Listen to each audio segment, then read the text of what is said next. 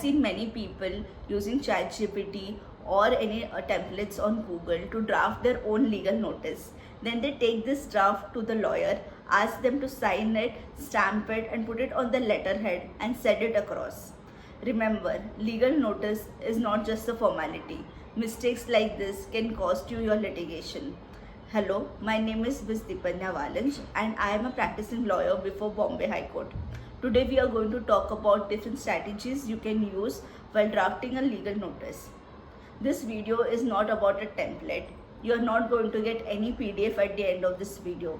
This video purely talks about different strategies that can help you leverage the earlier points in your litigation. Okay, so let's talk about point number 1.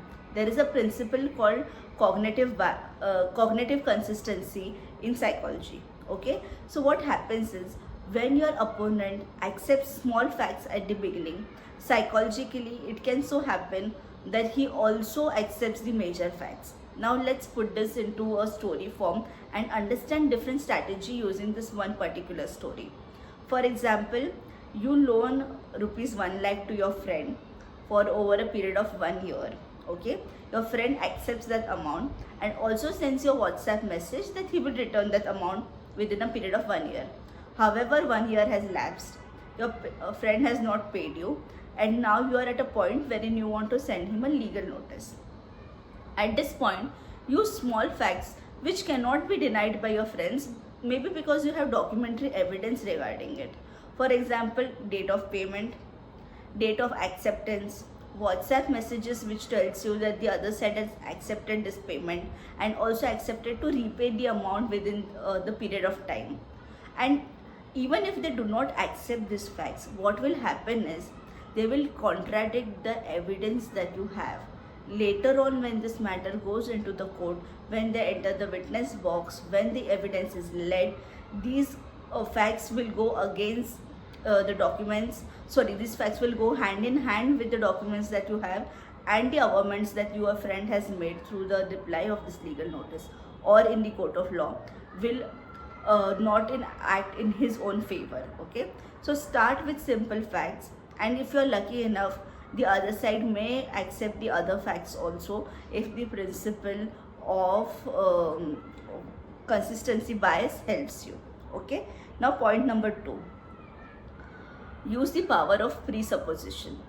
For example, I have seen lot of lawyers, law students using the word allegedly left, right and center. Okay, but at instances where you know the fact, where you know that you have given the loan, there is a proof of acceptance, there are documents to support whatever you are saying, you need not use the word alleged. Instead of saying it is alleged that you are to pay me so and so amount, you can say, despite of giving you number of chances, despite of having an open conversation with you, you have not repaid me the amount, and now I have no other choice but to send this legal notice to you. Okay, so use the power of presupposition and set the tone of your matter since the beginning of your legal notice. Point number 3. Now remember, whenever you are entering into the litigation domain, the idea is to solve your dispute. Your perception should never be that you want to this is some battle and you want to win and this is a win and lose game. No, this is a game wherein you want to solve your dispute. This is a test of how you can get your money back through all legal ethical means. And if there are mediums which helps you to mediate the matter, which helps you to settle the matter before going into court of law, you should explore all of them.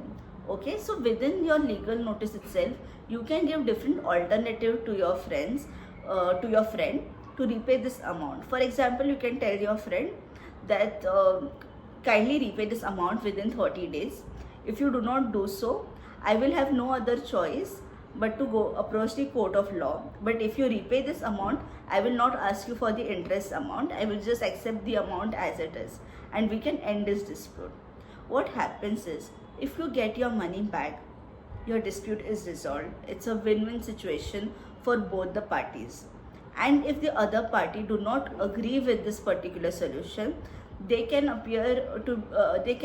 appear to be very tactful or someone who is not willing to mediate in court of law. And especially in Indian courts where mediation is given utmost importance, the party who approaches for mediation, and by mediation over here I'm not talking mediation under the Mediation Act, that will definitely come in picture on the later stage, but the party who is agreeing to settle, the party who is agreeing to resolve this dispute appears to be in a better position than the party who is obstructing these kind of mechanisms. Point number 5, use the power of silence. There have been many instances wherein silence has been termed as admission. Okay, so you can tell the other side that if you do not reply to this notice, I will consider that you have accepted the fact that you have taken this amount from me, you have accepted the fact that you were to repay me this amount, you're accepting all these evidences, etc. You can also say that if you do not reply to this notice, I have no other choice but to approach the court of law. What happens is you're setting a narrative. You're also telling them that there is a huge litigation risk in front of them if they do not repay this amount. The idea is not to arm twist them. The idea is to give yourself justice. The idea is to get back the hard-earned money that you have given to your friend. Therefore, in this case, you can use silence so that they do not take your legal notice very lightly. They should not think that, okay, it's just a notice, what will happen? This is not from a court of law. It is just from one party to another party. Even if you don't reply, even if you sleep on it, there are no repercussions of it. If you set the tone correctly, they will know that they stand a huge risk if they do not repay this amount, or at least reply to this legal notice. Let's move on to other point.